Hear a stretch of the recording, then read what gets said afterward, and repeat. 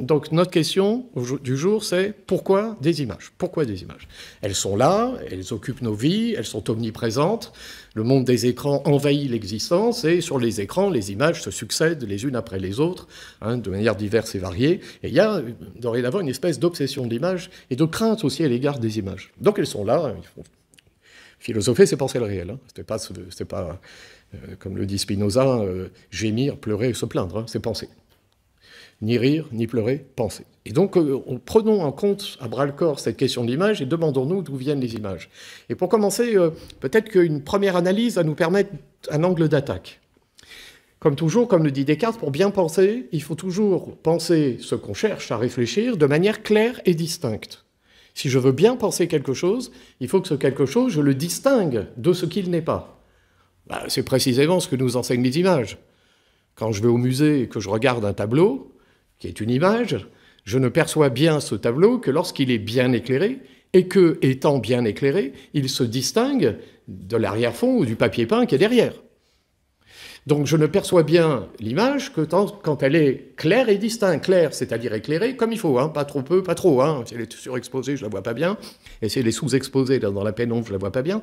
Et si elle est bien éclairée, elle se distingue de ce qu'elle n'est pas. Bon. Au-delà de l'image, et en règle générale, pour bien penser, il faut penser clairement et distinctement. Autrement dit, il faut distinguer l'objet que l'on cherche à penser de ce qu'il n'est pas. Par exemple, si je veux bien penser un triangle, je ne peux pas me contenter de dire que c'est une figure géométrique. C'est vrai, c'est une figure géométrique, mais un cercle aussi.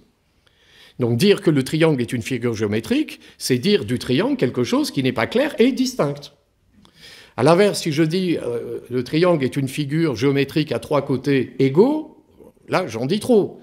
Parce qu'il y a des triangles dont les trois côtés ne sont pas égaux. Donc, dans le premier cas, ma définition est trop large, elle n'est pas claire et distincte. Dans le deuxième cas, elle est trop restreinte. Elle n'est pas non plus claire et distincte, puisqu'elle ne me permet pas de penser le triangle et de le distinguer de ce qu'il n'est pas. Le triangle en général, et de le distinguer de ce qu'il n'est pas. Donc, si on veut bien penser l'image maintenant, peut-être qu'il faut commencer par la distinguer de ce qu'elle n'est pas. Or, une distinction s'impose d'emblée. Me semble-t-il, c'est qu'une image n'est pas un concept. Regardez, un concept, c'est une représentation. Une image aussi est une représentation. Mais un concept est une représentation générale et abstraite. Je viens d'évoquer à l'instant la figure du triangle. Si je dis un triangle est une figure à trois côtés, alors là c'est clair et distinct. Il n'y a que le triangle qui a trois côtés, et ces trois côtés peuvent être égaux ou pas. Le triangle peut être équilatéral, isocèle, rectangle, peu importe. Donc, si je dis du triangle que c'est une figure à trois côtés, ma définition s'applique à tous les triangles possibles. Et vous observez immédiatement dans votre esprit que vous arrivez à penser le triangle, mais vous ne le voyez pas. Moi, je vous mets au défi de voir un triangle qui est à la fois équilatéral, isocèle, rectangle, qui est grand, petit, rouge, vert, bleu. Non. Le concept me permet de me représenter le triangle, mais le triangle que je pense est général et abstrait. C'est ce qu'on met en œuvre quand on pense mathématiquement.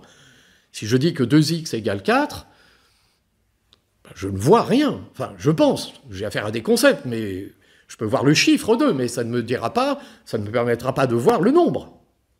Le nombre, c'est un concept. Vous voyez, quand un enfant apprend à compter, il commence par compter des objets. Quand j'étais jeune professeur, alors à l'époque, quand j'ai commencé à enseigner, les professeurs de philosophie intervenaient dans les écoles normales, où on formait les instituteurs. Et parce que on estimait qu'un instituteur ou un futur enseignant devait avoir réfléchi la nature de la pédagogie dans l'école de la République. Donc il y avait des postes de professeurs de philosophie à l'école normale. J'ai hésité dès le début de ma carrière, ça m'aurait plu ça. Heureusement, je ne l'ai pas fait parce qu'on a supprimé les écoles normales et on les a remplacées par les YUMF. Alors YUMF, Institut universitaire de formation, le YUMF, ça ne veut rien dire, école normale, c'est une norme. Ça indique un devoir-être, une prescription. YUMF, bon, maintenant c'est les SP, enfin ça évolue tout le temps. Et donc ces postes ont disparu. Donc j'ai bien fait de ne pas m'engager dans cette voie-là. Mais c'était une voie intéressante, et parce qu'il existait cette voie-là, j'ai été, dans ma formation, contraint d'assister à des cours d'instituteurs. Et du coup, je suis retourné à l'école. Parce qu'on se souvient vaguement, mais On n'a plus cette position de l'enfant qui reçoit les premières leçons. Alors je me souviens, j'étais au fond de la classe avec 2 ou 3 néo-titulaires qui venaient de passer le concours, et je me souviens d'une leçon, alors la leçon du jour, j'en ai gardé un souvenir vraiment net, d'un instituteur qui apprenait, qui enseignait à ses élèves l'art de compter. Et alors, il y mettait de l'énergie parce que les petits, ils étaient concentrés, hein, ça remuait pas beaucoup, ils regardaient le maître il y allait, il faisait son truc, alors des 2 petits pains, j'ajoute 2 petits pains, ça fait quoi? Ça fait 4 petits pains, très bien, j'en tire un, ça fait 3, j'en ajoute 2, ça fait 5, on compte les petits pains. Et là, on voit bien que dans cette situation, un enfant, d'ailleurs, même s'il n'y a pas de petit pain sous les yeux, il va l'imaginer, il va avoir l'image du petit pain, donc 1 et plus 1, ça fait 2 petits pains. Puis j'en retire un, puis j'en ajoute 3, etc. Bon, tant que l'enfant fait ça, il ne sait pas compter. Il ne sait pas compter, en fait. Il est dans le nombré. Les petits pains. Il n'est pas dans le nombre.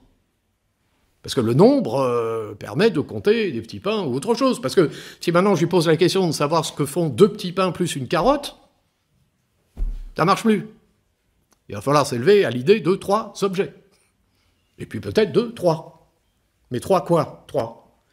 Et lorsque l'esprit s'est élevé du nombré, 3 petits pains, au nombre, 3, il s'est élevé d'une représentation singulière et concrète de quelque chose de sensible à un concept. Et le concept, lui, est général et abstrait.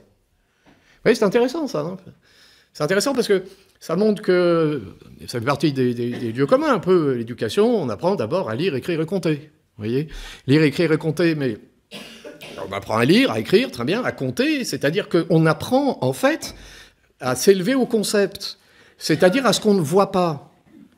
C'est ça, en fait, l'éducation telle que nous la concevrons arrache l'enfant à des représentations singulières et concrètes. Le but, c'est qu'il s'élève à l'invisible.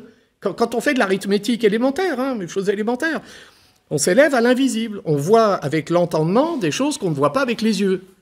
C'est-à-dire, on voit des choses qui, si on les considère en elles-mêmes, n'ouvrent la voie qu'à des représentations abstraites. Il n'y a pas d'image qui correspond. Il n'y a pas l'image du carré. Ça n'existe pas. Le concept, oui. Par contre, je peux envisager l'image d'un carré. Ça, oui. Ou l'image d'un cercle, oui. Mais l'image du cercle, non.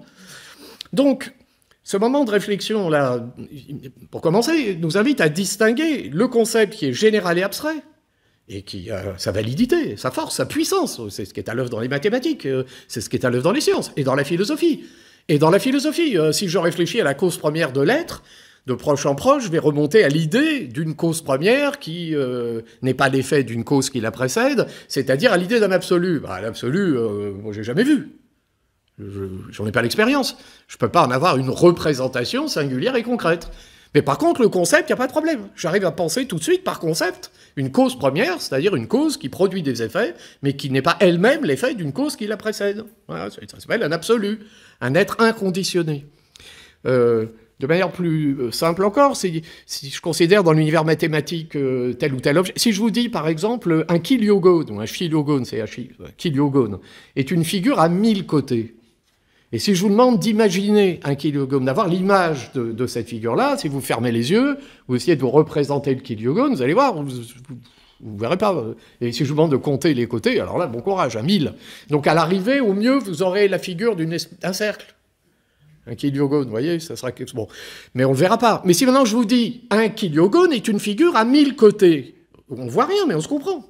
On se comprend très bien. Ça, c'est le concept. Le concept est général et abstrait. L'image est singulière et concrète. Bien. Alors, une fois qu'on a établi cette distinction, on voit quelque chose de singulier. C'est que le concept relève en nous, si on essaye d'établir une sorte de cartographie de notre âme, relève en nous de l'entendement, de la faculté de penser. La faculté du concept, dirait Kant.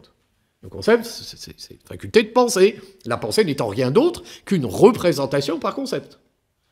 Enfin, la pensée ici, telle que je la pense, c'est la pensée qu'on pratique lorsque on dialogue avec nous-mêmes. La pensée, c'est un dialogue de l'âme avec elle-même. Et lorsque je me parle à moi-même, dans mon fort intérieur, le fort, hein, ça vient du forum en latin. Hein, le forum, c'est le lieu où on discute. Donc, on a un petit forum intérieur, hein, où on se rend pour dialoguer avec nous-mêmes. Donc la pensée est un dialogue de l'âme avec elle-même. Et donc, lorsque je dialogue avec moi-même, je me dis des choses, mais je ne vois rien. Non, mais je vois rien. Je me dis, je vais faire ci, je vais faire ça, je vais penser. Après, je peux aussi voir, je peux imaginer. Mais l'entendement, cette faculté qui me permet de dialoguer avec moi-même, cet entendement met en œuvre des concepts. Voilà, c'est ce qu'on fait quand on fait des mathématiques. Ça ne veut pas dire que le prof de maths ne va pas utiliser, ou que le mathématicien ne va pas utiliser une image, mais l'image qu'il va utiliser, c'est simplement un point d'appui. Hein, le mathématicien pense juste à partir d'images fausses, c'est une image approximative. Il décide un triangle rectangle, par exemple, donc il y a un angle droit, c'est bon, il n'est pas absolument rectangle, mais suffisamment rectangle dans l'expérience pour que, si je suis un élève, j'arrive à voir de quoi il est question. Mais le théorème de Pythagore ne s'applique pas au triangle que je vois, il s'applique au triangle absolu, parfait. Le triangle qui est rectangle, et qui possède un angle droit, avec l'hypoténuse, les deux côtés adjacents, et ça, c'est pour tous les triangles possible. Donc, le concept renvoie en moi à cette faculté que j'ai de dialoguer avec moi-même, c'est-à-dire à l'entendement. Bon, l'image, elle, l'image c'est autre chose, parce qu'on a dit l'image est une représentation singulière et concrète. Lorsque j'imagine, pas une sirène par exemple, donc je vais combiner dans mon esprit deux formes sensibles, un corps féminin et puis un poisson. Ou alors, d'ailleurs dans la mythologie grecque, les sirènes c'est plutôt des femmes à corps d'oiseau. Hein, puis après, alors c'est peut-être pour ça d'ailleurs qu'elles ont eu un corps de poisson, mais elles ont continué de chanter. Bon, donc la sirène ici, si je me la représente, c'est une espèce de combinatoire de deux réalités dont je peux faire l'expérience, et le poisson et puis le corps féminin. Et donc je combine ça et puis j'imagine une sirène. Mais lorsque j'imagine une sirène, cette image est une représentation, mais qui n'est pas conceptuelle. C'est singulier et concret. C'est une sirène. Alors après, l'image qui est dans mon cerveau ou dans mon esprit, on verra, cette image-là, elle n'a pas la netteté de l'image qui m'est donnée dans mon expérience lorsque le peintre me propose une représentation de la sirène. Ça, on est d'accord. Bon. Mais il reste que cette image que je produis en moi n'est pas de l'ordre du concept. Elle n'est pas générale et abstraite. Alors c'est vrai que les images qui habitent nos âmes sont très singulières malgré tout, parce que, vous voyez, si je vous demande d'imaginer un temple grec, si tout le monde ferme les yeux et qu'il imagine un temple grec, tout le monde verra le fronton, vous voyez, la pierre blanche, les colonnes, le soleil de la Grèce, vous voyez ça tout de suite. Bon. Et donc on va être d'accord assez rapidement là-dessus. Mais si je vous demande maintenant, comptez les colonnes, vous allez voir que, bon, il y a des colonnes, mais j'ai du mal dans mon esprit à faire le tour du temple et à compter les colonnes. Ce qui montre que, bon, l'image est singulière et concrète, mais elle n'a pas cette singularité, cette précision de l'objet qui est donné dans mon expérience, ou de l'image qui reproduit l'objet qui est donné dans l'expérience. On est d'accord. Mais il reste que l'image du temple, même si elle n'a pas cette précision-là, se donne à moi comme un objet sensible. Vous voyez, c'est pas un concept, c'est pas général et abstrait. Je vois quelque chose. C'est la vision, d'une certaine manière, qui est en jeu en moi à ce moment-là. Donc bien sûr, on peut parler d'images mentales, qui seraient des images sonores, etc. aussi, c'est vrai. Comme une espèce de répétition, comme un écho dans mon âme d'une expérience passée, ou une espèce d'image mentale. Mais c'est un abus de langage, parce que si je vous parle d'image, tout le monde ici, immédiatement, pense à la vue, enfin à la vision. Alors simplement, il y a l'image qui m'est donnée dehors et que je vois dans mon expérience, et puis il y a les images qui habitent mon âme et que je vois en moi, qui est une espèce de vision intérieure. Bon. Alors que la pensée, c'est un dialogue. Vous voyez, si je suis sourd-muet et que j'accède à une langue qui passe par des conventions qui sont visuelles plutôt qu'auditives, ce dialogue passera par des représentations qui peut-être sont de l'ordre de l'image, mais qui seront de l'ordre de l'image au même titre que quand je me parle à moi-même, j'entends d'une certaine manière le mot qui est en moi, et ce mot qui est en moi, il a un peu la texture de ma voix, quand même, un peu. Cette voix intérieure, elle est familière. Donc, vous voyez, il ne faut pas se tromper. Le mot, bien sûr, il est donné dans mon expérience par une espèce d'image auditive intérieure, un peu sensible et singulière, on est d'accord. Mais le concept est dans le mot. Vous voyez, le concept est dans le mot. Sans le mot, il n'y a pas de concept. Sans la langue, il n'y a pas de concept. Bon. Et raison pour laquelle la maîtrise des mots est essentielle à la maîtrise de la pensée. C'est vrai, donc ça, on est d'accord. C'est pas... Bon, après, croire que la pensée est le mot, alors ça, c'est autre chose. C'est pas sûr non plus. Vous voyez, qu'il n'y ait pas deux pensées sans le mot, c'est une chose, mais dire que la pensée, c'est le mot, c'est autre chose. C'est pas parce qu'on va faire évoluer la langue que c'est sûr qu'on va faire évoluer l'humanité. C'est pas sûr.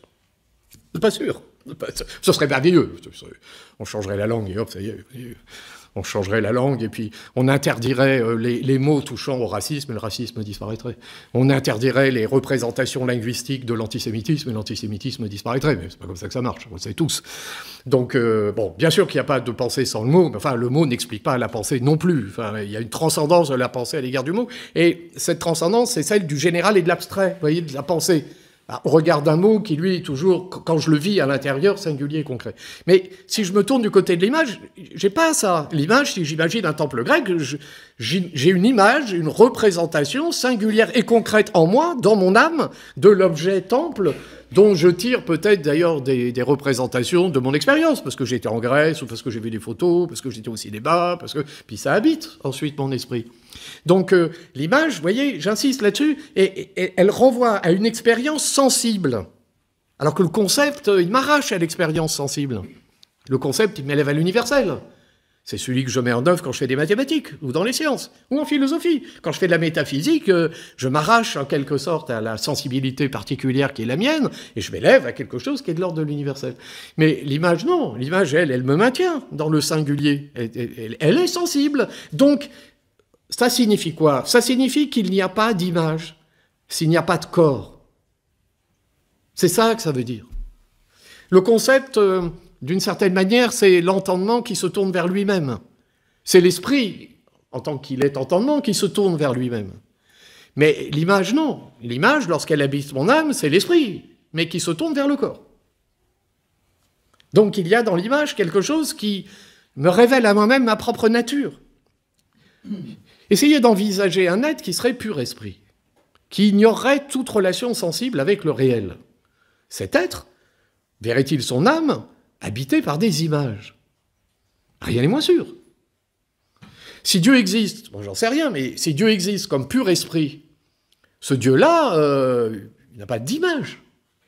S'il se pense, dans une espèce d'entendement pur, archétypique d'ailleurs, un entendement qui produit du réel. Oui, s'il est créateur du monde, il produit du réel. D'ailleurs, les religieux savent bien, puisque ce qu'ils nous disent, c'est qu'au début était le verbe. Bon, au début était le verbe. Au début était le concept, pas l'image. Au point d'ailleurs que la question des images, dans le champ religieux, c'est problématique. Hein, c'est chaud bouillant, il faut se méfier. Hein.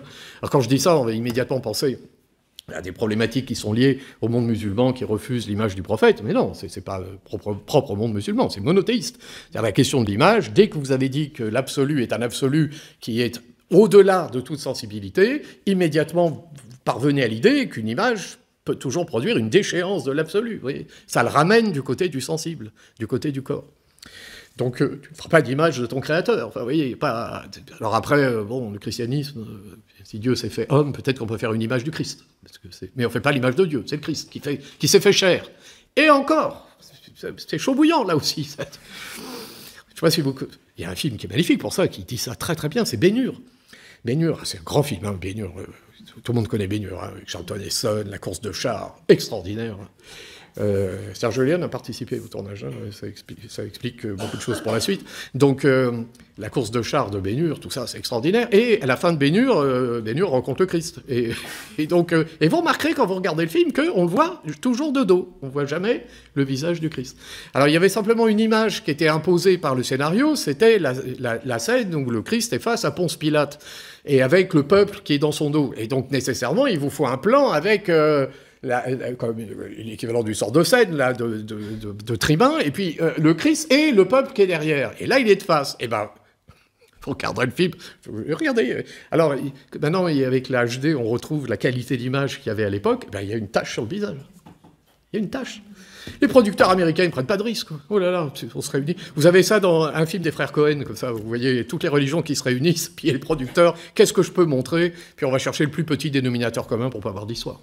Bon, en l'occurrence là, paf, il avait une tâche. Donc, dès qu'on parle d'image, on parle d'un entendement qui se tourne vers le corps, et donc on est à distance d'un pur esprit. Vous voyez, si nous sommes confrontés à des images dans notre expérience, et si nous sommes habités par des images, parce que notre âme se tourne vers des représentations sensibles, c'est parce que nous ne sommes pas des dieux.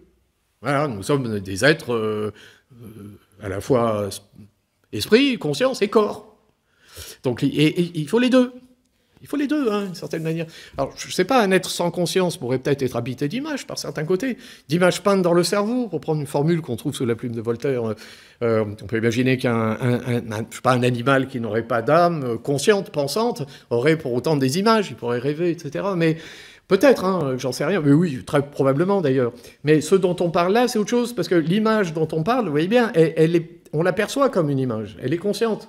Je sais que c'est une image qui habite mon esprit, ou quand je regarde l'image à l'extérieur, je vois bien que c'est une image. Et quand je ne vois pas que c'est une image, ça n'est plus tout à fait une image, ça devient un simulacre. Ça, c'est autre chose. Mais il faudra qu'on en parle, il faudra qu'on regarde ça de plus près. Mais l'image qui se donne comme une image, celle-là se donne comme un objet sensible qui met en jeu à la fois ma conscience et mon corps. Bien. Donc maintenant qu'on a commencé à clarifier un petit peu l'image en la distinguant de ce qu'elle n'est pas, en la distinguant du concept, on peut commencer à se poser la question, mais d'où viennent les images? Quelle est l'origine des images? On a une indication dans ce que je viens de dire, puisque je viens de penser l'image comme le résultat du fait que je ne sois pas un pur esprit désincarné. Donc ce qui se joue dans l'image, c'est la question du corps. Or, le corps est précisément mon ancrage dans le monde. Pensez le corps comme ça. Hein. La formule, là, je l'emprunte à Merleau-Ponty. Mon corps, c'est mon ancrage dans le monde. L'ancrage, je pensais à l'encre marine. Vous voyez, l'encre qui arrime le bateau au fond de la mer et qui empêche que le bateau dérive.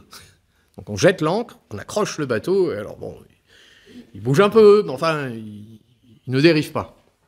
Ben, notre corps, c'est ça. Le corps, il nous ancre dans la réalité du monde. Et comme ça, notre âme, elle ne dérive pas. Elle est accrochée. Là, je suis devant vous parce que j'ai un corps. Et vous êtes devant moi parce que vous êtes corporel. Et si nous n'avions pas de corps, nous ne serions pas là. Et si nous n'avions pas de corps, nous ne serions pas là pour philosopher. Donc, c'est bien le corps qui engage notre relation à l'être, au monde. D'abord. C'est d'abord le corps. Après, ce que le corps nous dit du réel est peut-être problématique. Quand je regarde la Terre, je la vois plate, et la science me dit qu'elle n'est pas plate. Bon, on est d'accord, c'est problématique. Mais bon, la Terre que je vois et qui est plate, c'est la Terre que je vis, elle n'est pas moins réelle dans mon être, dans mon existence, que la Terre dont on parle la science. Non mais, je ne suis pas en train de vous sortir un complotisme platiste, c'est pas ça. Mais la phénoménologie nous enseigne ça. Le monde vécu est aussi le monde réel. Il n'y a pas que le monde de la science. D'ailleurs, heureusement, essayez de penser le monde scientifiquement et de vivre votre vie à partir des représentations scientifiques, vous allez voir, assez rapidement, vous allez perdre pied. Parce que là, je suis en train de me promener à 20 000 km/h dans le cosmos, et assez rapidement, je vais perdre pied. Bon, or, la Terre, c'est un beau livre d'Husserl qui porte ce titre-là, la Terre ne se meut pas, la Terre que je vis. Et la Terre qui ne se meut pas, je l'aperçois comme cette Terre fixe, qui est le point d'appui de mon être dans le monde, par mon corps. Vous voyez, et c'est aussi une dimension de la réalité qui n'est pas moins réelle que la réalité dont parle la science. Donc la science a raison, mais l'expérience que j'ai du monde a raison aussi. Évidemment, le soleil se lève à l'est et se couche à l'ouest. Il continue de se lever. Hein. J'ai beau me dire que c'est la Terre qui tourne et que tout ça, mais je vois le soleil se lever. Et lorsque les traits de feu apparaissent à l'horizon et que le soleil s'élève dans le cosmos, là j'ai quand même une expérience qui est métaphysique. Raison pour laquelle, d'ailleurs, Rousseau dit qu'à un enfant, il faut lui enseigner d'abord le géocentrisme. Hein. On commence par là. On commence pas par lui dire tu te balades dans le cosmos, c'est tout, là, c'est boule, il va perdre pied. Non, tu commences par parler de la Terre que tu vis. Et puis ensuite, tu vas t'élever à la Terre que tu ne vis pas, dont parle Copernic, dont parle la science, etc. Chaque chose en son temps. Chaque chose en son temps.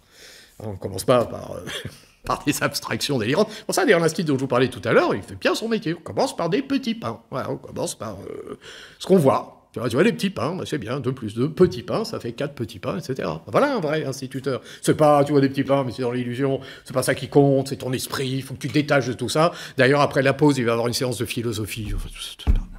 C'est insensé, enfin, vous voyez bien, c'est insensé. Mon corps manque dans la nature. Je l'ai dit, c'est l'ancrage de mon être dans le monde. Ça, on est d'accord. Mais mon corps, c'est aussi mon ancrage dans la société.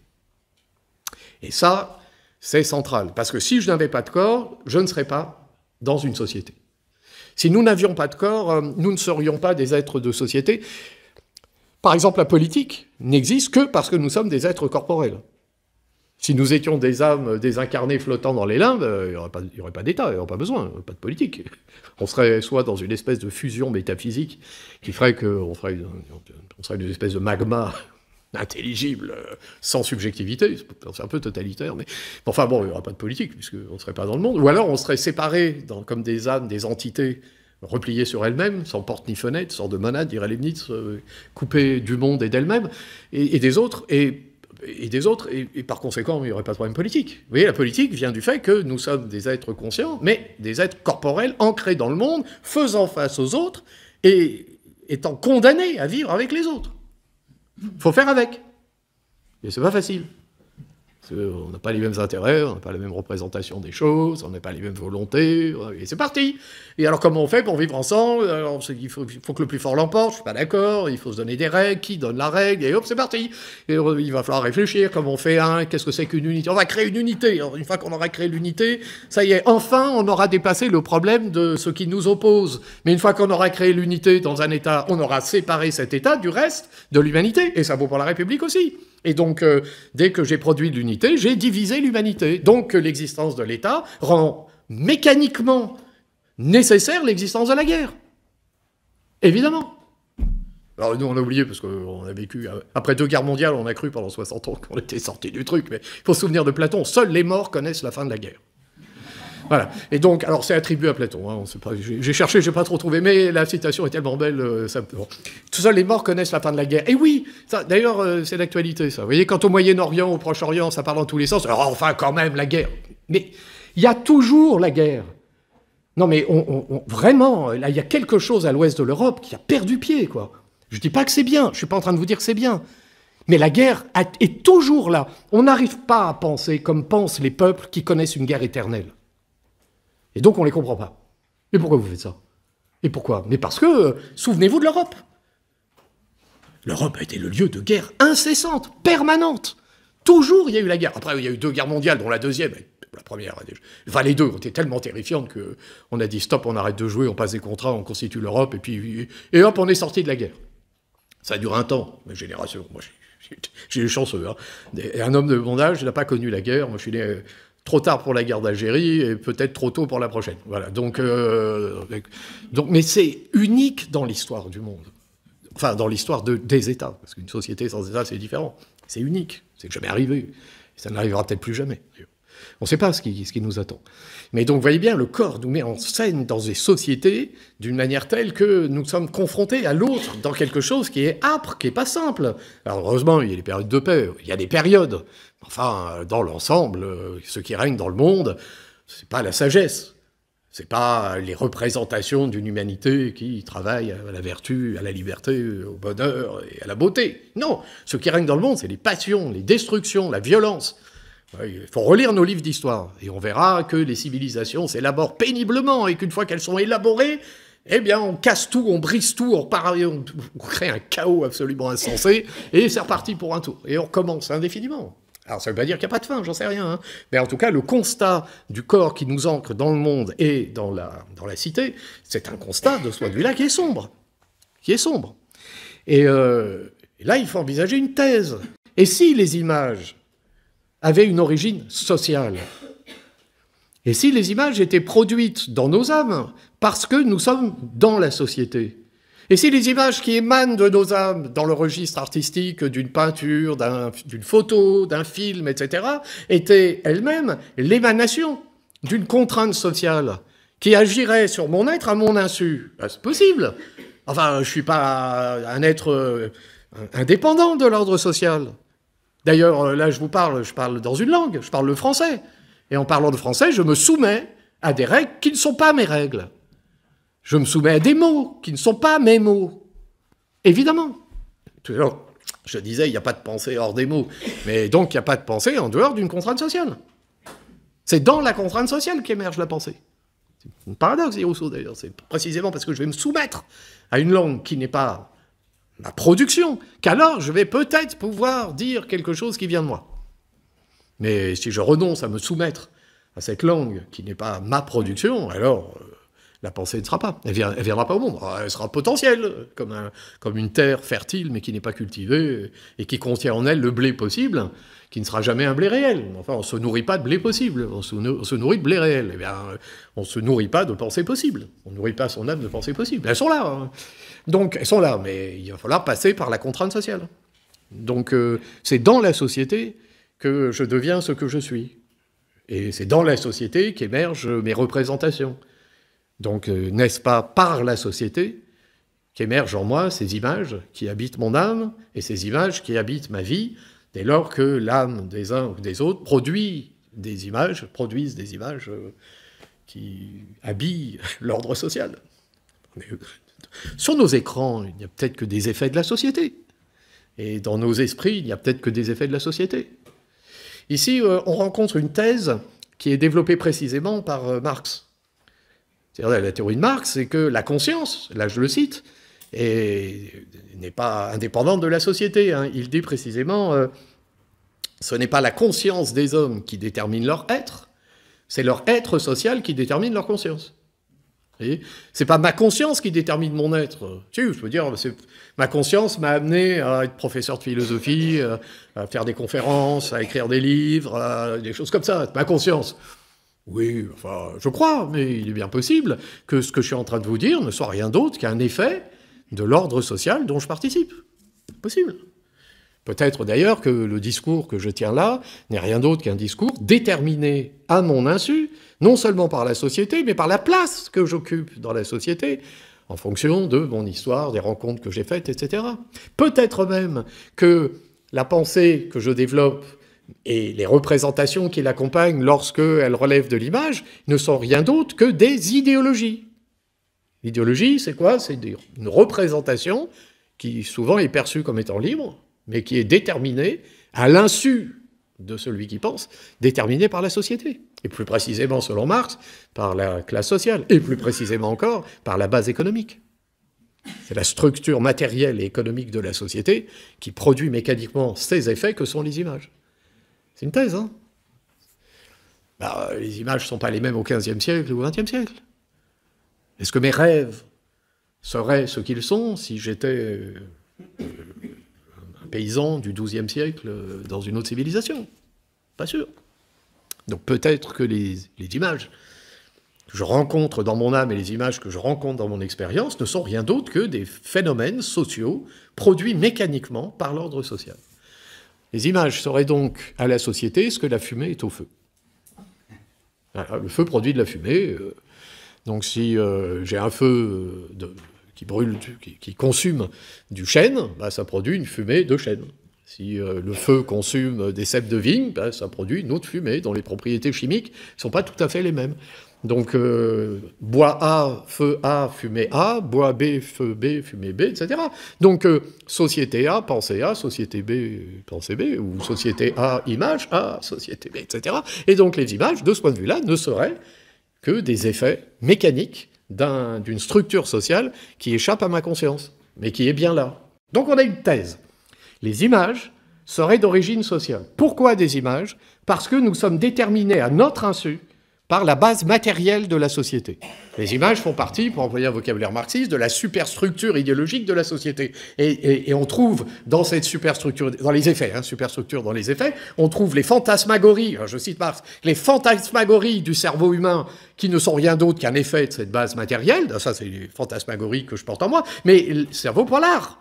Une œuvre d'art est un effet d'une structure économique. D'ailleurs, je sais pas, la peinture italienne de la Renaissance exprimerait les goûts de la classe dominante. Donc, il faudrait regarder les œuvres d'art comme des fumées produites par des feux sociologiques, et en regardant les œuvres d'art, je saurais quelle est la base économique de tout ça, je pourrais le faire. Bien, donc ça nous fait une première thèse. L'origine des images, c'est la société, les choses sont simples, l'origine des images, c'est une structure sociale, et c'est pas... Dire le contraire, enfin dire c'est faux, ce serait délirant. Nous sommes bien des êtres ancrés dans le monde par notre corps, et notre corps qui nous fait être dans le monde, c'est-à-dire dans le cosmos, nous fait être dans un monde humain particulier, c'est-à-dire dans la société. Mais dire le contraire, ce serait être aveugle. Et donc, à l'évidence, par nos corps, nous sommes sous l'influence des mécanismes sociaux. Évidemment. Vous voyez, donc Marx annonce les mouvements sociologiques qui, jusqu'à Bourdieu, expliqueront progressivement les mécanismes qui font qu'on pense ceci plutôt que cela, qu'on est habité par telle image plutôt qu'à telle autre. Donc, à l'évidence, il y a une vérité de cette thèse. Bien. Mais alors, il y a une difficulté quand même, il y a toujours une difficulté. Quand on philosophe un peu, on se rend compte que ça a toujours une difficulté. D'abord, D'accord, mais là, ce que je veux dire, en raison des images, quelles qu'elles soient, à partir de la structure sociale à l'intérieur desquelles ces images voient le jour. Donc, une image qui surgit au XVe siècle dans la structure sociale de la société italienne de la Renaissance, c'est une image qui s'expliquerait par cette structure. Et l'image qui surgit dans un autre lieu, en autre temps, s'expliquerait par d'autres mécanismes. Bon, alors, ça explique bien les images, mais alors comment expliquer le génie ? Parce que si le génie est celui qui est capable de produire une image qui s'élève à l'universel, alors on va avoir du mal à expliquer le lien entre une cause sociale particulière et une forme sensible qui, malgré tout, s'élève à l'universel. Alors évidemment, l'objection à mon objection pourrait être de dire, oui, mais si on dit ça, il faut aller au bout. Le génie est une illusion. Le génie, il n'y a pas de génie. Ce qu'on appelle l'universel, c'est simplement une espèce de valeur déterminée socialement à telle époque, etc. Non, mais d'accord. Mais c'est précisément ce que Marx ne dit pas. Il ne dit pas ça. D'abord, un marxiste envisage une explication du monde. Et il explique le monde à partir de mécanismes sociaux. Donc, il imagine bien une explication du monde qui, elle, n'est pas déterminée par la structure sociale dans laquelle elle voit le jour. À moins de dire que le marxisme lui-même n'est qu'une idéologie. C'est-à-dire une pensée qui se croit libre, mais qui est déterminée à son insu par la société, ce qui serait exactement le contraire de la science. Marx prétendait penser l'histoire, ou la réalité humaine, avec la rigueur des sciences de la nature. Donc, il faut s'entendre. Ou bien, je peux extraire ma pensée du déterminisme social et m'élever à la science. Mais alors je ne peux plus dire que la pensée est un effet mécanique de la société, ou bien la pensée est un effet mécanique de la société et la science est une illusion. Le marxisme lui-même est une illusion. Vous voyez ? Ou alors Marx est un surhomme, ou c'est un extraterrestre, ou alors c'est Dieu qui s'adresse à nous. Donc ça n'altère pas la grandeur de la pensée de Marx, c'est pas ça, mais il y a une difficulté. Alors oui, mais là... Objection, oui, mais là, vous nous parlez de la science. Mais là, on ne parle pas de la science, on parle des images. D'accord. Mais Marx lui-même ne dit pas qu'il n'y a pas des artistes géniaux. Il ne dit pas ça. D'ailleurs, je veux bien que tout soit relatif, que tout soit déterminé par la société, mais il faut prendre le paquet. Parce que si une image, quelle qu'elle soit, n'est rien d'autre que le produit d'une société et ne vaut que pour la société dont elle est l'effet, si on met le feu au Louvre, c'est pas très grave. Enfin, c'est grave pour nous, mais c'est pas grave en soi. Puisque ce ne sont rien d'autre que des œuvres qui sont l'émanation d'un monde particulier. Moi, je ne sais pas, hein, j'aurais peut-être des difficultés à démontrer la réalité du génie, mais en tout cas, moi, dans le doute, je ne vais pas mettre le feu. Autrement dit, dans le doute, je ne peux pas m'empêcher de penser qu'il y a au Louvre des formes qui touchent à l'universel et qui sont, si elles sont détruites, irremplaçables. On voit comme des gens qui commencent à acheter de la soupe sur les tableaux, on sent que ça monte. Vous voyez, ça monte, parce qu'évidemment, si tout n'est que mécanique et si tout n'est que réalité idéologique, je peux jeter de l'acide sur une toile de maître, c'est pas très grave. C'est grave pour vous, c'est grave mais pas pour en soi. Et là, quand même, mais n'y a-t-il pas, dans les images qui nous sont offertes, des images qui méritent d'être conservées ? Parce que si elles méritent d'être conservées pour nous, en vertu de notre structure sociale, ou elles méritent d'être conservées en elles-mêmes ? Parce que si c'est que pour nous, c'est pas grave si on ne les conserve pas. Alors je sais bien que le directeur d'un musée s'appelle un conservateur et que son boulot, c'est de le conserver, justement, ce qui est dedans.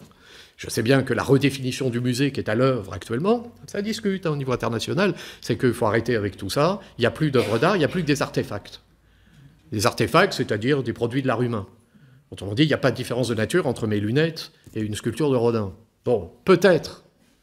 Mais peut-être, dans le doute, peut-être faut-il justement reconnaître à la forme artistique une dimension d'universalité qui indique qu'elle mérite d'être respectée. Ce que fait Marx. Parce que Marx, lui, il ne dit pas ça. Il ne dit pas tout ça, c'est des formes sociales et puis ça n'a aucune importance. D'ailleurs, c'est là où il y a une tension toujours dans la théorie marxiste, c'est que il va soutenir que l'artiste n'est pas que le produit de la société, puisqu'un artiste, en produisant une œuvre, est capable de produire un public, et en produisant le public, il produit des sujets. Vous voyez, il ne produit pas que des objets livrés à la nature ou livrés au regard, il produit des sujets. C'est-à-dire qu'en fait, il voit bien qu'on ne peut pas expliquer Léonard de Vinci simplement par des mécanismes sociaux, parce que des peintres, il y en a d'autres à la même époque, il y en a d'autres, et qui ne sont pas Léonard de Vinci. Donc, il faudrait aller chercher dans les structures du cerveau de Léonard de Vinci, mais... D'accord, peut-être, mais à ce moment-là, on tire la conséquence, on prend le paquet, si on met le feu au Louvre, c'est pas grave. Oh bah si, quand même. Bon, bah donc, voyez, pas besoin de démontrer la réalité du génie. Dans le doute, tu t'abstiens. Donc dans le doute, tu fais comme si l'image pouvait être porteuse d'universalité. Comment expliquer l'universalité si elle est d'origine sociale? D'où une deuxième approche possible. Est-ce qu'il ne faut pas chercher l'origine de l'image, non pas dehors, mais dedans?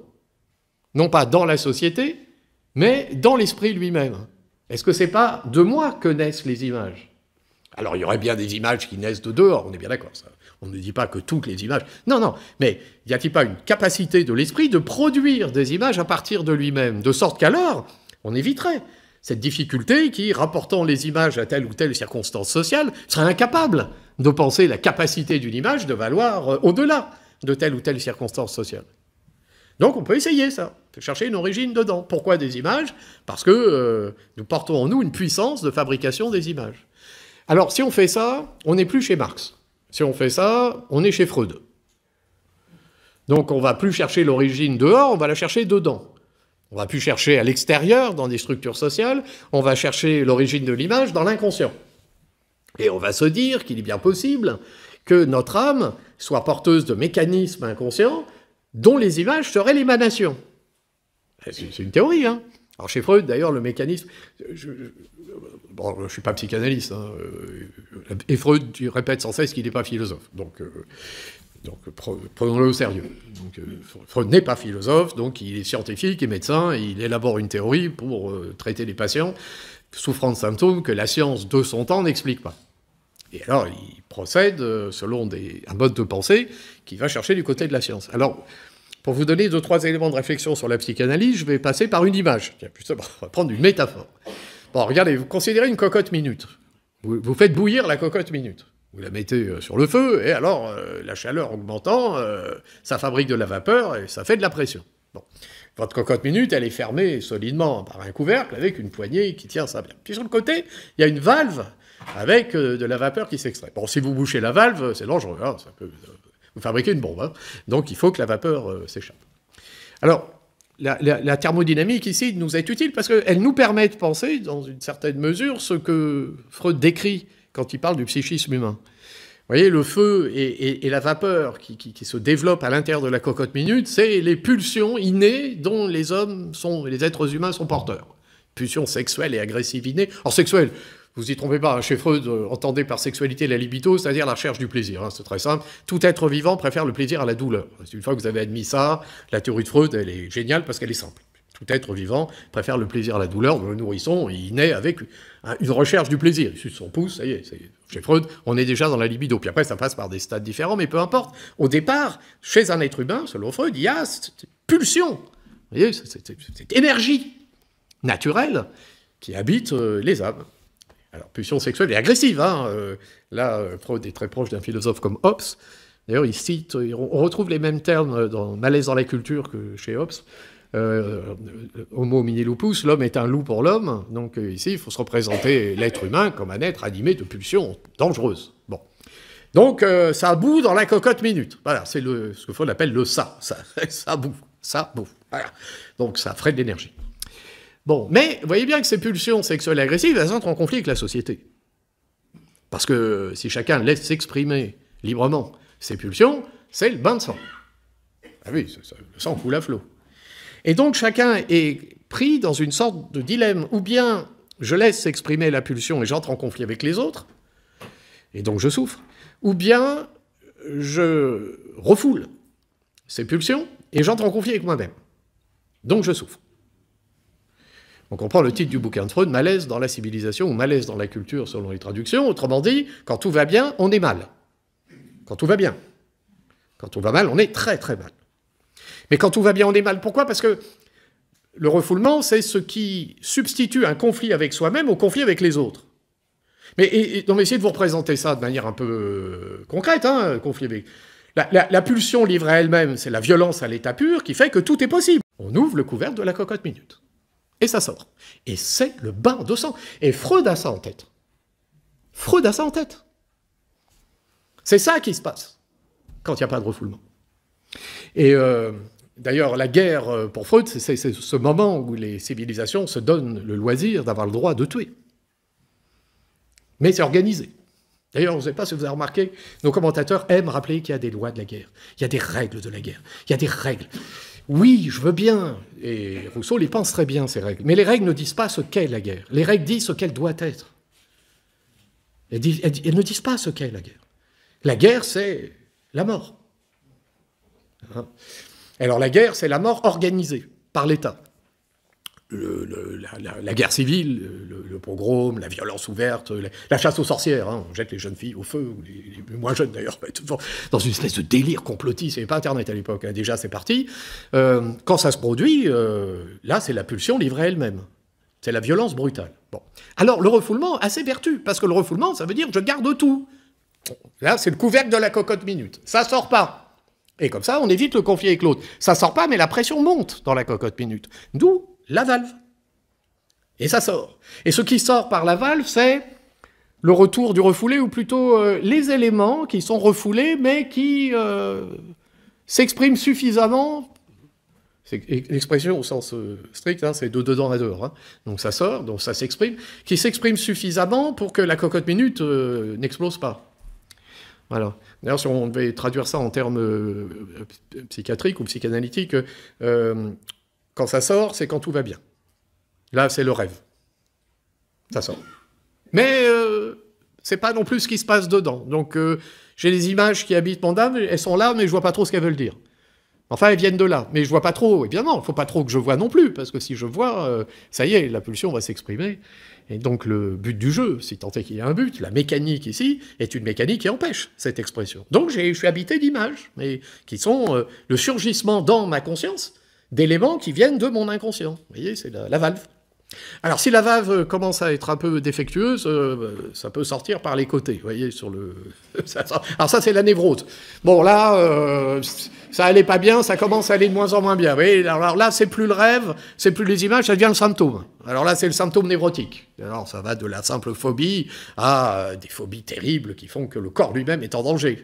Freud a soigné une jeune fille hydrophobe comme ça, qui ne pouvait même plus avoir un moindre contact avec l'eau, et donc sa phobie, sa peur, panique de l'eau, engageait un danger pour son corps. Vous voyez. Donc, alors là, et alors si c'est bloqué, alors là ça explose, alors là c'est la psychose. Alors, donc là même le psychanalyste est impuissant. C'est la subjectivité a disparu. Il faut penser à un film d'Hitchcock, il faut penser Psychose d'Hitchcock. Alors vous l'avez eu, j'espère, parce que là je vais divulgacher. C'est-à-dire la fille a volé l'argent, elle se sauve, elle pleut, alors il pleut, tout ça, elle est un peu comme dans le... Comme avec Charon, elle arrive vers l'enfer, en fait, hein, l'eau comme ça, puis alors elle arrive dans le motel, et vous, enfin, quand vous étiez la première fois, vous regardez, elle a volé l'argent, qu'est-ce qui va se passer? Et donc, elle rencontre un jeune garçon qui tient le motel, il n'y a personne dans le motel, elle va dans sa chambre, elle est avec cet argent un peu encombrant, où est-ce qu'elle va mettre l'argent? Hitchcock, il filme l'argent, vous le suivez, elle le met dans un papier journal, elle le pose sur la table de nuit, vous dites, l'argent est là, vous êtes concentré sur l'argent, des fois que, enfin, est-ce qu'on va lui voler son argent, etc. Bon, elle rencontre le jeune garçon, elle discute avec lui, et puis, hop, elle va prendre sa douche. Bon, déjà, le gars, il regarde par le trou, et on s'aperçoit que c'est un voyeur. Bon, déjà, on est passé de la normalité à la névrose. On se dit, la cocotte minute, là, ça commence à sortir tous les côtés. Là, le gars, il n'est pas net à 100%. Bon, mais c'est un névrosé. Il a besoin de voir sans être vu. Bon.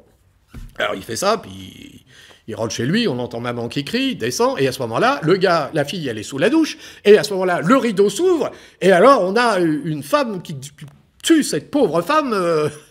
Il massacre complètement cette pauvre femme. Et puis, cette femme, en fait, c'est lui.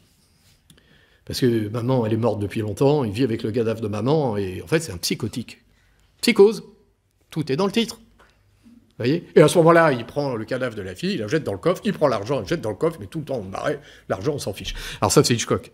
Il appelle ça les harengs rouges. Il vous fait regarder un hareng rouge, vous le suivez, puis en fait, ça se passe ailleurs. Et à ce moment-là, la fille, vous la suivez pendant 40 minutes, vous dites, c'est le personnage principal. Non, non, elle est morte, elle est jetée dans l'eau. C'était terminé, on passe à autre chose. Là, Hitchcock, là c'est un maître. Hein. Lui, il sait faire des images. Hein. Là, on en parlera quand on parlera du cinéma un peu plus loin, mais il sait faire des images. Donc, vous voyez, la psychose, c'est le moment où il n'y a plus du tout de refoulement. Vous voyez, il se jette sous la douche. D'ailleurs, tout à l'heure, j'évoquais la violence. On pourrait faire comme ça une espèce de lecture, comme ça, psychiatrique ou psychanalytique plutôt, des névroses ou des psychoses. Vous voyez, dans le domaine de la violence, le racisme, c'est une névrose, en fait. Il y a quelque chose dans l'idéologie raciste qui est une incapacité à vivre avec les autres. On ne veut pas de l'autre. Et Freud dit être normal, c'est aimer et travailler. Mais quand tout va bien, on est mal, hein, vous vous souvenez. Quand tout va bien, la cocotte minute, elle tient le truc. Il y a des images qui surgissent de l'intérieur, mais la pulsion, elle reste. La pression est quand même forte. Hein, donc malaise dans la civilisation, malaise dans la culture. Bon. Alors, la névrose, là, le raciste, ça veut dire, lui, déjà, il est plus capable de reconnaître son prochain. Donc ça, c'est la névrose. Et alors, l'antisémitisme, c'est intéressant. Alors, l'antisémitisme, c'est la psychose. Alors là, la cocotte minute, elle a explosé. Parce que la logique antisémite, c'est une logique paranoïaque, en fait. Ils sont là, ils sont partout, on les voit pas, mais ils sont là quand même. Enfin, vous savez ça dans le nazisme, le complot judéo-maçonnique, tous ces trucs. Donc c'est un complotisme. Donc toutes ces théories sont des théories qui prétendent expliquer le visible par l'invisible, mais par un invisible que celui qui parle prétend voir, lui. Lui, il voit. Vous voyez, vous voyez pas, mais lui, il voit bien.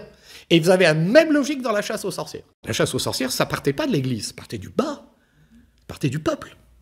Vous voyez, c'est les villages eux-mêmes qui décidaient que telle jeune femme, ou telle femme moins jeune, mais elle était trop belle, elle était trop jeune, trop vieille, trop... Il y avait un trop. Quelque chose qui... Et hop, elle était massacrée. Et avec l'assentiment du peuple. Vous voyez, c'est pour ça que, d'ailleurs, Rousseau dira la volonté générale, c'est même pas l'unanimité. L'unanimité peut délirer, hein, c'est pas ça, c'est autre chose. Donc là, il y a quelque chose de psychotique. Vous voyez, c'est la cocotte, il n'y a plus de surmoi. Le couvercle ne marche plus.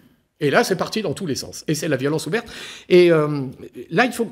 J'insiste un peu sur ces scènes un peu dramatiques. Donc, je m'appelle à des images. Regardez bien, je m'appelle à beaucoup d'images. Là.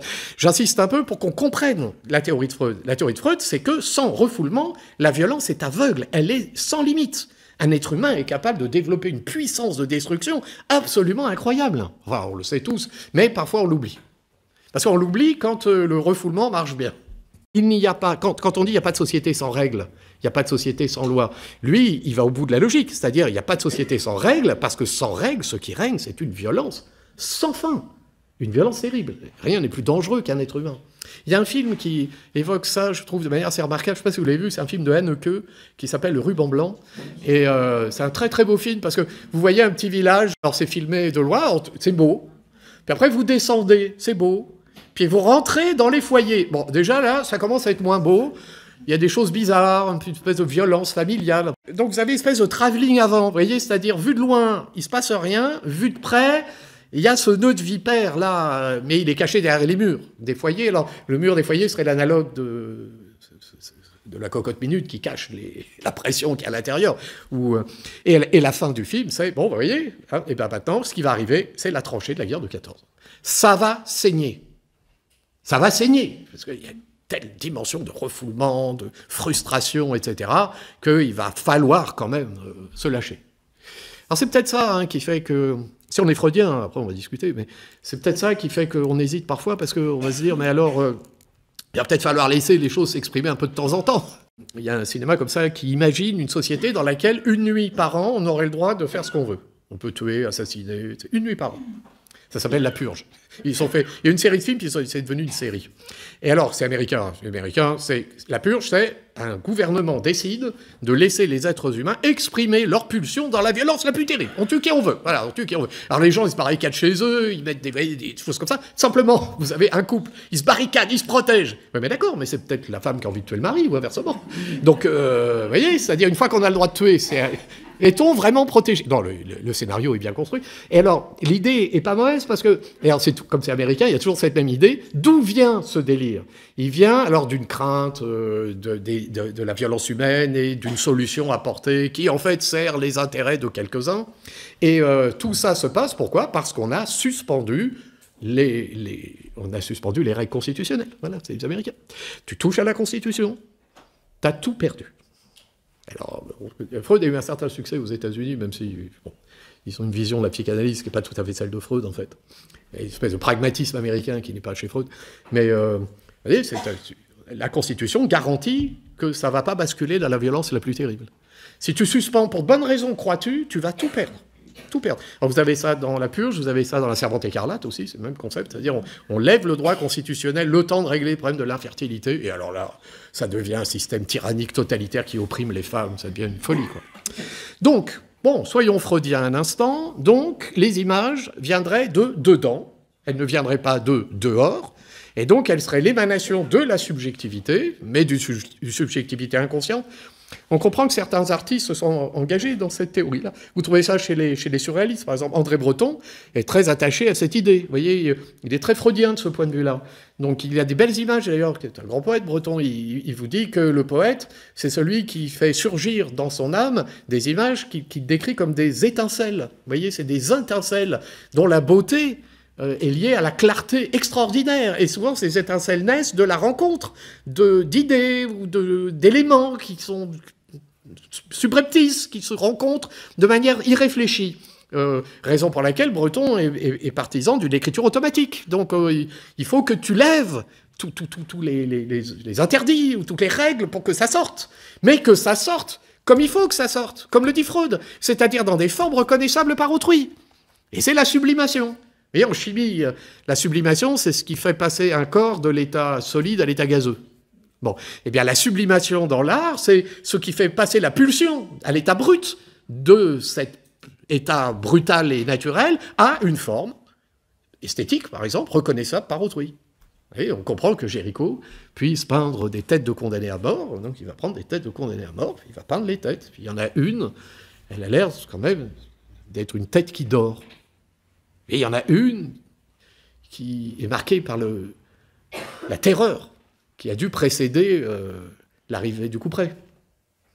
Et donc ces deux têtes de condamnés à mort nous invitent à quand même méditer sur la mort et le sommeil, quoi. Alors, c'est quoi la mort? Quand je dors, je suis mort, je suis pas mort, etc. Mais si j'évoque ça, c'est parce que l'œuvre de Géricault, là, c'est une œuvre qui fait ce qui est interdit. La tête de condamné à mort devient un objet à partir duquel une forme esthétique va surgir qui est reconnaissable par autrui.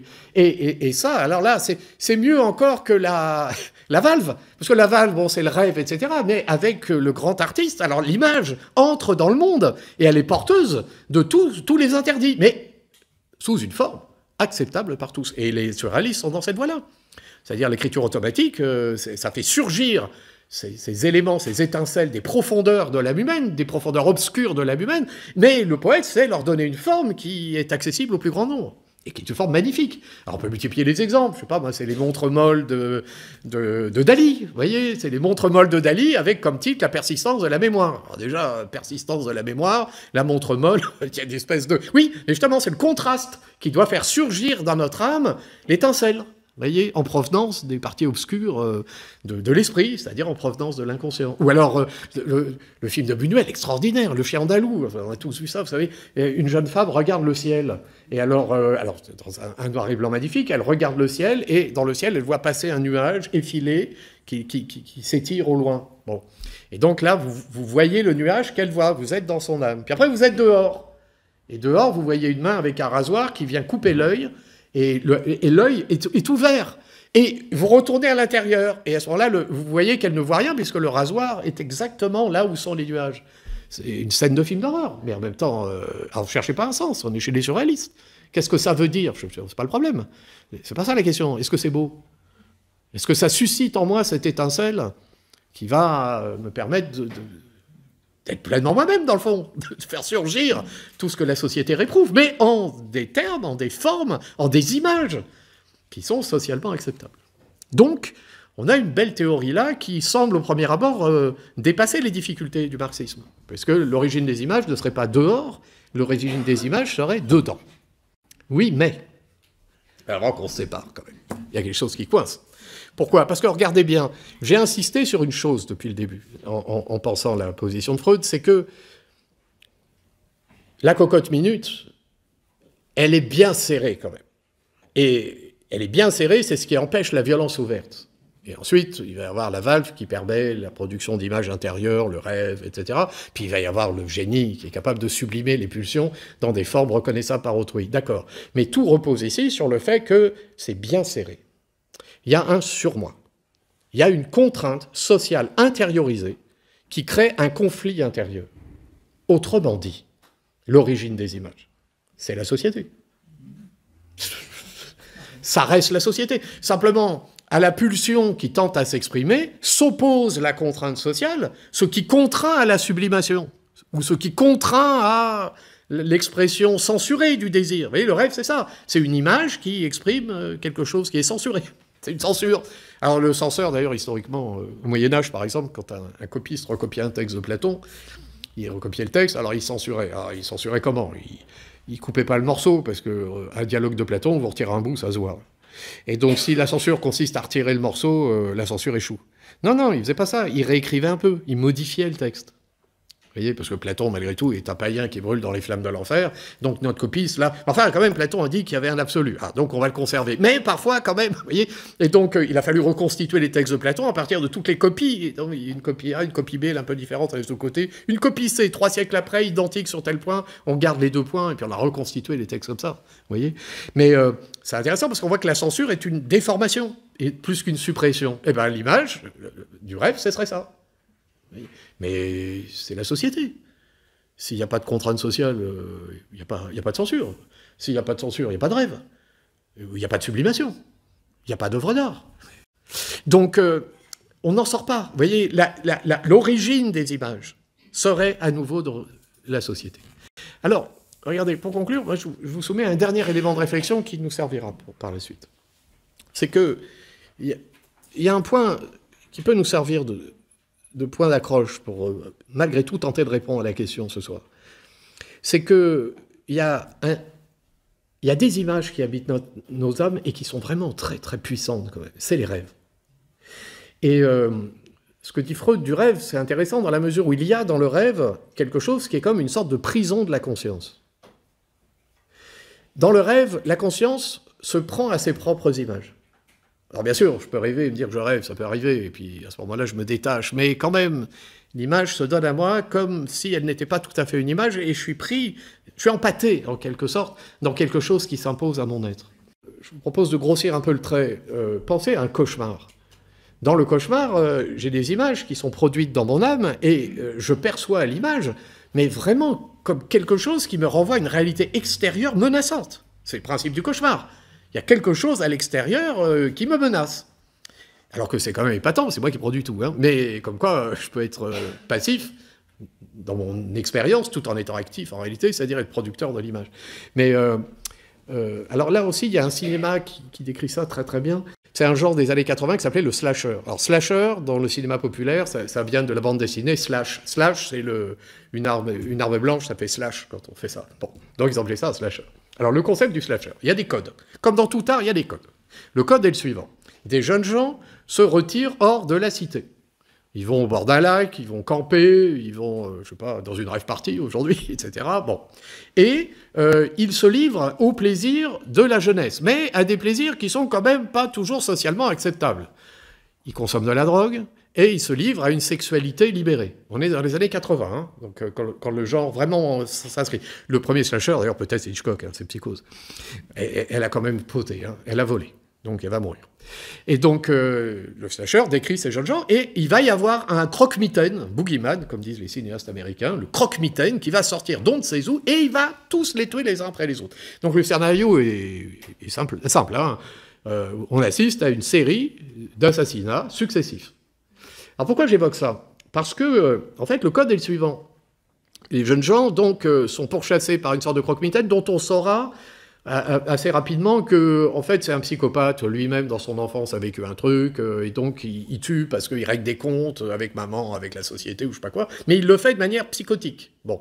Ce qui signifie d'ailleurs que celui qui va tuer, c'est pas une personne responsable. Vous voyez, il est un peu comme la statue du commandeur dans Don Juan de Molière. C'est le bras armé de quelque chose qui dépasse tout le monde. Bon. Et alors, ce qui est frappant, c'est que les jeunes gens, ils vont être assassinés les uns après les autres, mais alors à chaque fois, le déroulement est à peu près identique. Donc, par exemple, une jeune fille, alors elle est en train de fumer du hachis, je sais pas quoi, le croque-mitaine surgit, et elle est terrifiée, elle se sauve. Et elle court. Et s'il faisait jour, d'un seul coup, il fait nuit. Et elle court dans les bois. Elle court, à perdre haleine. Et le croque-mitaine est derrière, et lui, il marche. Elle court, lui, il marche. Ouais, mais alors, champ contre champ, il la rattrape quand même. Elle a beau courir, ses poumons, il la rattrape. Et évidemment, nécessairement, elle trébuche, elle tombe. Et lui, il continue d'avancer. Toujours, elle tombe. Si elle tombe pas, d'ailleurs, dans les années 80, le public était... Non, là, je n'ai pas respecté le code, elle tombe. C'est nécessaire, ça fait partie du... C'est du grand guignol. Hein. Donc elle se relève, elle repart. Bon. Puis elle arrive à la voiture. Elle rentre dans la voiture, sort la clé, elle met Ça démarre pas. Toujours. Si la voiture démarre, pareil, le code n'est pas respecté. C'est-à-dire qu'à l'époque, quand ça passait dans les salles, les jeunes gens, ils riaient. C'est-à-dire, elle tombe. Et là, ils rient. Parce que, évidemment, qu'elle tombe, c'est prévisible. D'ailleurs, si elle tombe pas, je vous l'ai dit, ils sont pas contents. Remboursés. La voiture démarre pas. D'ailleurs, je sais pas si vous avez vu le dernier Alien. Là, c'est un clin d'œil cinéphile. Dans le dernier Alien, le monstre du cosmos est confronté à des jeunes gens. Et ça ressemble à un slasher, exactement au début.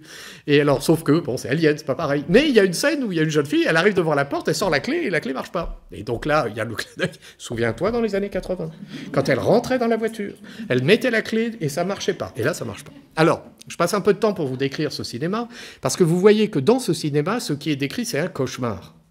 C'est-à-dire ce qui est décrit, et c'est ça et pour ça s'adresse aux jeunes gens, parce que 15-25 ans, ils sont plus enfants, ils sont pas encore au-delà. Même le corps n'est plus le même, il s'est modifié en quelques années, c'est une espèce de bouleversement absolument incroyable. Autrement dit, on a oublié ça, mais l'adolescence, c'est le moment où on prend conscience que notre conscience est un peu empâtée dans le monde. Elle est un peu empâtée dans la réalité, enlisée dans le réel. Parce que même si je veux rester un enfant, ben mon corps, il me pousse à être au-delà, d'une manière ou d'une autre. Que ce soit les jeunes filles ou les jeunes garçons, il se passe des trucs dans le corps qui fait que c'est plus la même chose. Et ça s'impose, voyez. Et donc la conscience vit une épreuve de la passivité. Alors après, ça se calme. Puis après, ça revient, parce qu'après, on sait bien, après le temps passe. Après, c'est l'âge. Les jeunes gens le connaissent, ça, déjà. Ils n'ont pas les douleurs du grand âge, mais ils ont cette modification. Et donc le cinéma leur montre ce que c'est qu'une conscience empâtée dans la réalité. Elle tombe. La voiture ne démarre pas, et elle a beau courir, le gars il marche, il va la rattraper. Autrement dit, c'est ça le réel. Le réel, c'est ce qui résiste. Donc c'est un cinéma de populaire, hein, populaire, mais dont la teneur philosophique mérite quand même d'être reconnue. Et oui, les images. Et là, c'est une image. Mais c'est une image qui dit quelque chose de l'être humain, qui est assez juste dans le fond. Même si c'est du grand guignol, on est d'accord. Mais c'est assez juste. Alors, Hitchcock, lui, le fait avec le génie d'Hitchcock. En plus, là, c'est du cinéma qui fait à la chaîne. À l'époque, dans les années 80, c'était tourné à la chaîne. Une fois qu'on a le code, bon, puis ça coûte pas cher, puis ça rapporte beaucoup. Ça coûte pas cher, et il y a un public important. Donc, le slasher, ou le cinéma ici, nous donne l'expérience d'une image qui nous révèle notre nature de conscience prise dans le monde. Oui, mais, c'est vrai, mais en même temps, l'image, c'est bien ce qui nous projette hors du monde. Parce que l'image que je perçois en moi, ou l'image que je contemple, m'extrait en quelque sorte du monde. Dans une certaine mesure, l'objet dont il est question, si je l'imagine, n'est précisément pas un objet du monde. Donc le film dont je parle, bien sûr, il me révèle cette conscience empâtée, etc. Mais ce que je vois, cette image que je vois, elle me renvoie à quelque chose qui n'est pas dans le monde. C'est du cinéma. C'est pas grave. D'ailleurs, peut-être les producteurs dans les années 90, 2000, quand les DVD ont commencé à se répandre, ils sont malins parce qu'il y avait le film et à côté, il y avait le making-of. Et le making-of, c'est fait pour ceux qui n'ont pas bien compris. C'est-à-dire, regarde, personne n'est mort, hein, c'est du faux. Il y a le sang, c'est du ketchup, regarde bien, le mec, il a sauté par la fenêtre, mais en bas, il y avait des matelas, c'est un professionnel.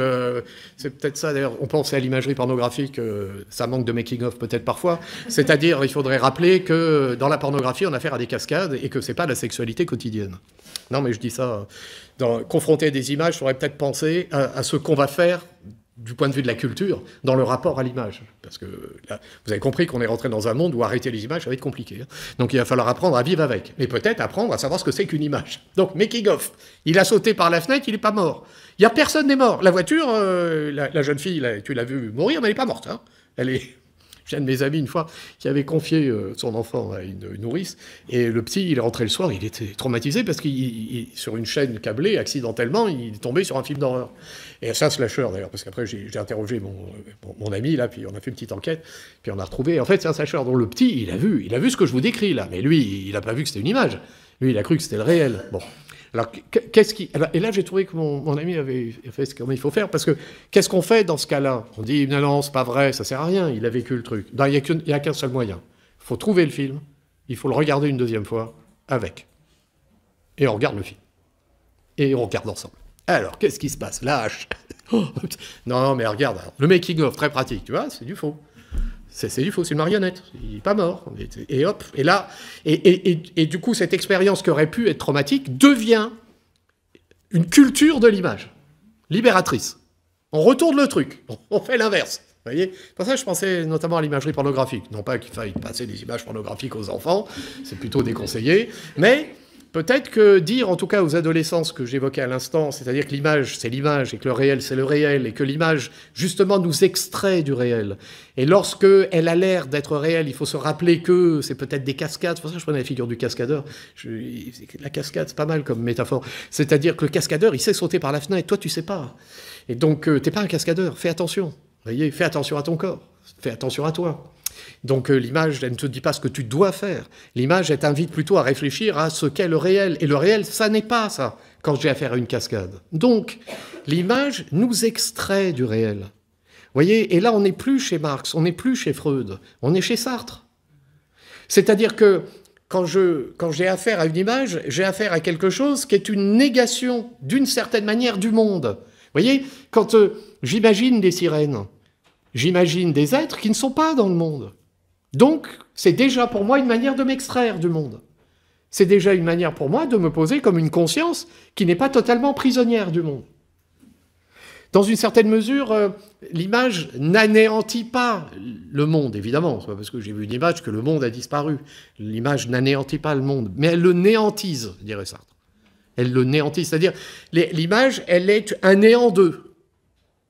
Donc, l'image peut être le néant de moi à l'égard du monde. Comme lorsque je m'imagine prince ou roi. C'est un néant de moi à l'égard du monde.